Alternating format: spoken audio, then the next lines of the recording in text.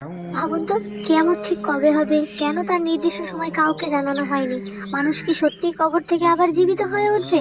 হাসরের ময়দানে আমাদের অবস্থা কেমন হবে? আর আমরা আজ কি করলে সেই কঠিন দিন থেকে বাঁচতে পারবো? আজকের এই ভিডিওতে আমরা সমস্তটাই জানবো। আজ যদি এই পৃথিবীর সবকিছু থেমে যায়, মানুষের দৌড়ঝাঁপ, হাসি কান্না সবকিছু স্তব্ধ, একটি ভয়ঙ্কর ধ্বনি যদি আকাশ বাতাস কাঁপিয়ে দেয়, তাহলে এটাই হবে কিয়ামত। সেদিন যেদিন কেউ কারো উপকারে আসবে না। প্রিয় দর্শক, কিয়ামত কবে হবে এই প্রশ্নের সঠিক উত্তর একমাত্র আল্লাহ জানেন। পবিত্র কুরআনে স্পষ্ট বলা হয়েছে, এর জ্ঞান শুধু আল্লাহর কাছে। এমনকি প্রিয় নবী হযরত মুহাম্মদ সাল্লাল্লাহু আলাইহি ওয়াসাল্লামকেও নির্দিষ্ট সময় জানানো হয়নি।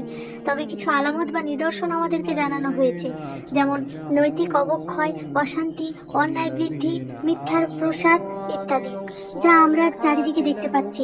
হাদিস অনুযায়ী একদিন ফেরেশতা ইসরাফিল শিখায় ফু দিবেন। প্রথম ফুতেই পৃথিবী প্রচন্ডভাবে কেঁপে উঠবেন, পর্বতগুলো তুলোর মতো উড়ে যাবে, সমুদ্র উত্তাল হয়ে উঠবে, আকাশ বিদীর্ণ হবে, সব প্রাণী ধ্বংস হয়ে যাবে। তারপর নির্দিষ্ট সময় পরে দ্বিতীয়বার শিখা ফু দেওয়া হবে, আর তখনই শুরু হবে পুনরুত্থান। মানুষ কবর থেকে উঠে দাঁড়াবে, নগ্ন খালি পায়ে, ভীত সন্ত্রস্ত অবস্থায় সবাই একত্র হবে হাসরের ময়দানে। প্রত্যেককে তার আমলনামা দেওয়া হবে, ডান হাতে পেলে সফলতা আর বাম হাতে পেলে ভয়াবহ পরিণতি। সেদিন কোনো ক্ষমতা, অর্থ বা সম্পর্ক কাজে আসবে না, শুধু নেক আমলই হবে রক্ষা কবচ। কিয়ামতের আলোচনা ভয় পাওয়ার জন্য নয়, বরং নিজেকে সংশোধন করার জন্য।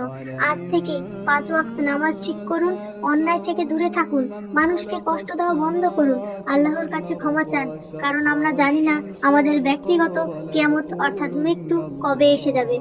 প্রিয় ভাই ও বোনেরা, এই পৃথিবীর সাময়িক, আসল জীবন শুরু হবে কিয়ামতের পর।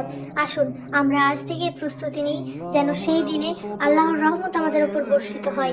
আল্লাহ আমাদের সবাইকে সঠিক পথে চলার তৌফিক দান করুন, আমিন। আসুন ভালো কিছু দেখি ও ভালো কিছু শিখি।